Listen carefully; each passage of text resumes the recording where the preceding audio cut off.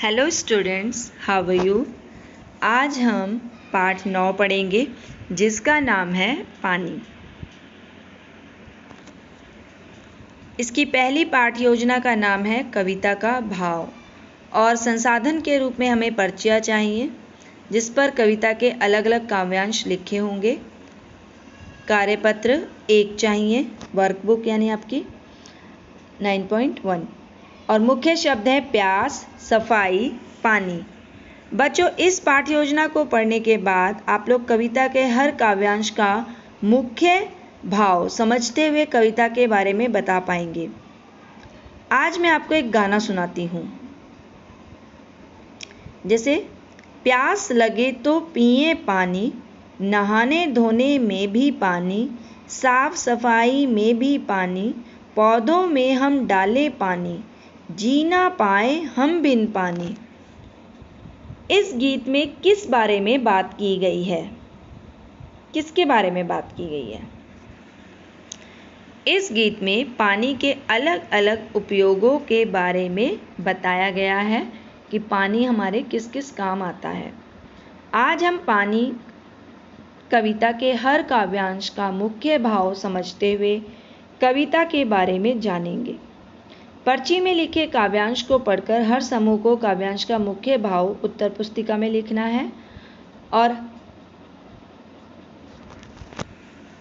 इसका जो भी अर्थ होगा वो आप अपनी उत्तर पुस्तिका में लिखेंगे और इसमें आप 4-4 के समूह में बैठेंगे। इस कार्य को करने के बाद जो पहला प्रश्न है वह यह है कि यह कविता किसके बारे में थी। कविता के पहले काव्यांश में पानी के बारे में आपने क्या जाना। कविता के दूसरे काव्यांश में पानी के बारे में आपने क्या जाना। कविता के तीसरे काव्यांश में पानी के बारे में आपने क्या जाना। कविता के चौथे काव्यांश में पानी के बारे में आपने क्या जाना। तो यह कविता पानी के बारे में थी और पहले काव्यांश में पानी की ज़रूरत पता चली और बारिश के रूप में मौजूद पानी के बारे में जाना। दूसरे काव्यांश में पानी के सफ़र के बारे में जाना, जैसे बर्फ़ बनना, पहाड़ से गिरकर नदियों और सागर में मिल जाना। तीसरे काव्यांश में पानी भाप बनकर उड़ जाता है, बारिश के रूप में बच्चों को खुश करता है और खेती के लिए भी अच्छा है। चौथे काव्यांश में पानी के रंग रूप के बारे में जाना कि वो मीठा और खारा होता है, उसका अपना कोई आकार नहीं होता, जिसमें डालो उसी में ढल जाता है। इसी में दूसरा प्रश्न है कि मुख्य भाव को समझना क्यों ज़रूरी है। हम कविता के मुख्य भाव को किस प्रकार समझ सकते हैं। तो इसमें बच्चों आपके उत्तर अलग अलग हो सकते हैं, फिर भी मुख्य भाव से यह पता चलता है कि कविता किस बारे में है। कविता के प्रत्येक काव्यांश से मुख्य भाव के बारे में जानकारी मिलती है। मुख्य भाव को समझने के लिए कविता के शब्द और वाक्यों पर ध्यान देते हैं, जिससे कविता के बारे में विस्तार से पता चलता है कि कविता किस बारे में है। इसी में अगला प्रश्न है कि सार क्यों ज़रूरी है। क्या सिर्फ कविता का ही सार होता है? तो कविता के सार को समझकर ही मुख्य भाव का पता लगाया जा सकता है। सार सिर्फ कविता का ही नहीं होता बल्कि कहानी का भी होता है। आप अपने प्रश्नों के उत्तर फिर से यहाँ पे पढ़ सकते हैं और ये इस चार्ट की सहायता से भी हम उत्तर दे सकते हैं। और बच्चों, इस पाठ्य योजना को पढ़ने के बाद आप लोग कक्षा कार्य में कार्यपत्र 9.1 करेंगे और गृह कार्य में एक्सीड पाठ्य पुस्तक में से अभ्यास प्रश्न 1 और 2 के उत्तर लिखेंगे। पाठ योजना 2, इसका नाम है कविता को आगे बढ़ाना।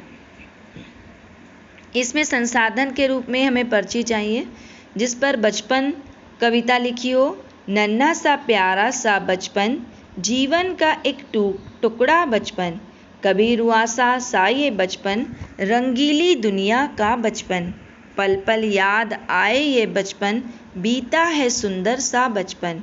इसमें आप कार्यपत्र 2 लेंगे यानी 9.2 और मुख्य शब्द है बचपन, बादल और रिझाते। बच्चों, इस पाठ्य योजना को पढ़ने के बाद आप लोग कविता पढ़कर एक जैसे शब्दों से अंत होने वाली कविता की पंक्तियों को आगे बढ़ाते हुए कविता को बता पाएंगे।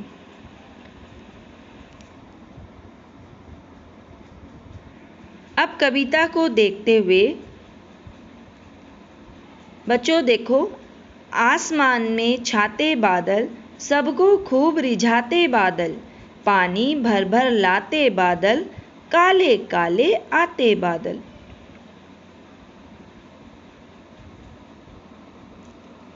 हाँ, दोनों में सभी पंक्तियों का अंत एक जैसे शब्द से हुआ है।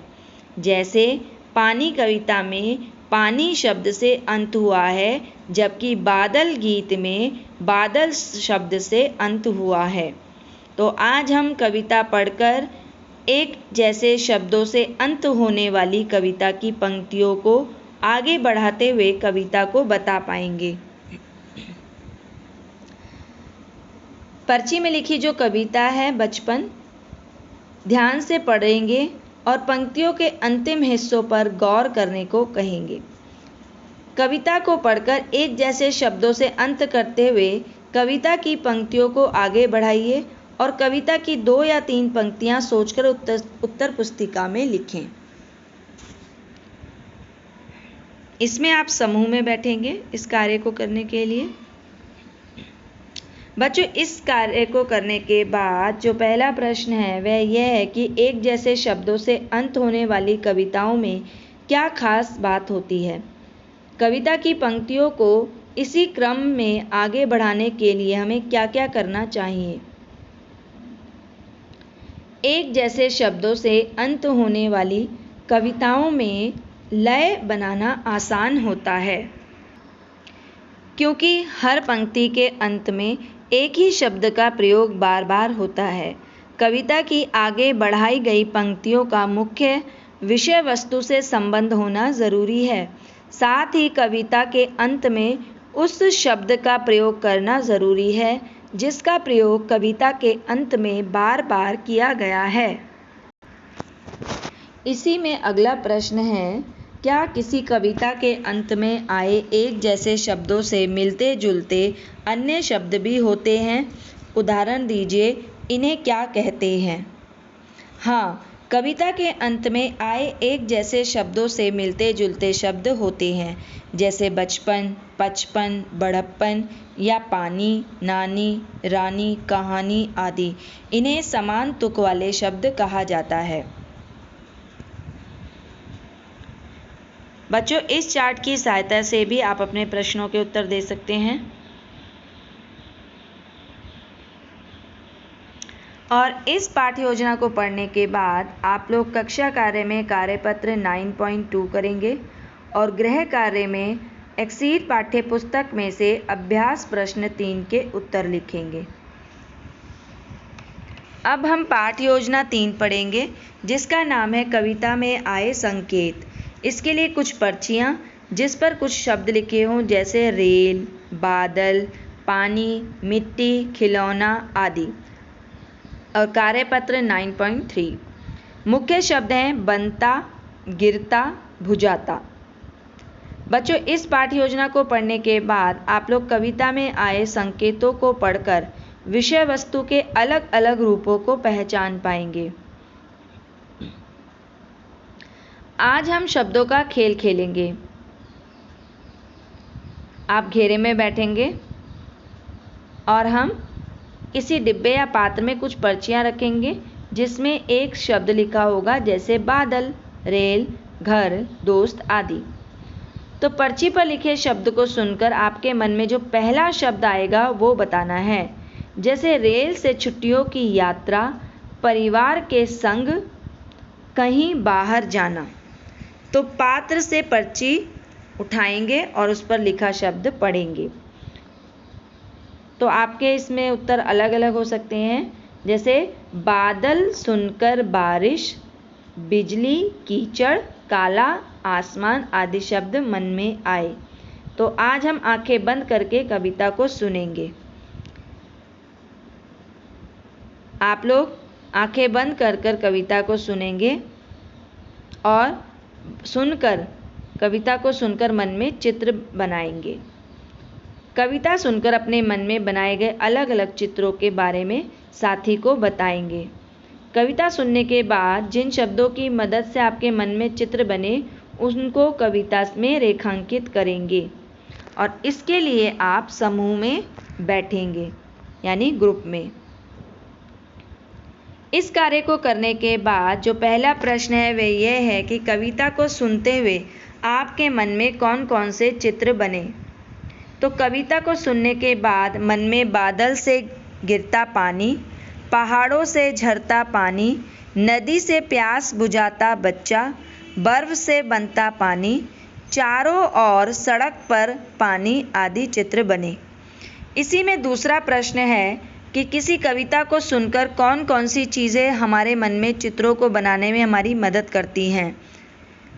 कविता की लय और कविता के शब्दों ने चित्र बनने में मदद की, जैसे बादल लेकर आता पानी, पहाड़ से गिरता पानी, भाप बनता पानी, प्यास बुझाता पानी आदि। इसी में अगला प्रश्न है कि कविता में आए संकेतों को समझकर विषय वस्तु के बारे में हम शब्दों में बताने के अलावा और किस तरह से बता सकते हैं। तो कविता में आए संकेतों को पढ़कर विषय वस्तु के बारे में हम वाक्य को लिखकर भी बता सकते हैं। यहाँ पर आप अपने प्रश्नों के उत्तर पढ़ेंगे और इस चार्ट की सहायता से भी हम अपने प्रश्न का उत्तर बता सकते हैं। इस पाठ योजना को पढ़ने के बाद आप लोग कक्षा कार्य में कार्यपत्र 9.3 करेंगे और गृह कार्य में एक्सीड पाठ्य पुस्तक में से अभ्यास प्रश्न 4 के उत्तर लिखेंगे। अब हम पाठ योजना 4 पढ़ेंगे जिसका नाम है कविता लेखन।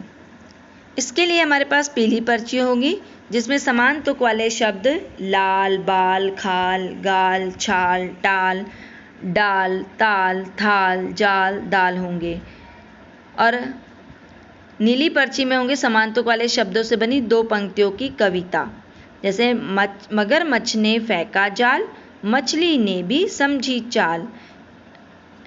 और मुख्य शब्द है तुक और लय। बच्चों, इस पाठ योजना को पढ़ने के बाद आप लोग समान तुक वाले शब्दों से अंत होने वाली 4 पंक्तियों की एक छोटी सी कविता बनाकर लिख पाएंगे, जैसे बिल्ली रानी चली सड़क पर, दिखी उन्हें एक रोटी। तो अब आपको पंक्ति के अंत में आए शब्द से मिलता जुलता दूसरा शब्द सोचना है और उसका इस्तेमाल करते हुए आगे की एक और पंक्ति बनानी है। इसके लिए आप मोटी, छोटी या समान तुक वाला कोई शब्द चुन सकते हैं। पहले बोली गई पंक्ति को फिर से 2-3 बार हाव भाव के साथ आपने दोहराना है। तो क्या करेंगे कि दौड़ ना पाई फिर भी वो थी इतनी मोटी, या गप से डाला मुंह में लेकिन रोटी थी छोटी। तो आज हम समान तुक वाले शब्दों के इस्तेमाल से एक छोटी सी कविता बनाकर लिखेंगे। इसके लिए आपको नीली पर्ची में कविता की 2 पंक्तियां मिलेंगी और पीली पर्ची में उससे जुड़े कुछ समान तुक वाले शब्द भी मिलेंगे। सबसे पहले कविता को ध्यान से पढ़ना है, फिर अपनी इच्छा अनुसार समान तुक वाले कुछ शब्द चुनकर उनका प्रयोग करते हुए 4-6 पंक्तियों की एक कविता बनाइए और अपनी उत्तर पुस्तिका में लिखिए। इसमें आप समूह में बैठेंगे और इस कार्य को करने के बाद जो पहला प्रश्न है वह यह है कि समान तुक वाले शब्दों की सहायता से कविता बनाते समय आपने किन बातों का ध्यान रखा। तो समान तुक वाले शब्दों की सहायता से कविता को पूरा लिखने के लिए सबसे पहले हमने कविता के विषय के बारे में सोचा, फिर दी गई कविता की पंक्ति के आखिरी शब्द को देखा।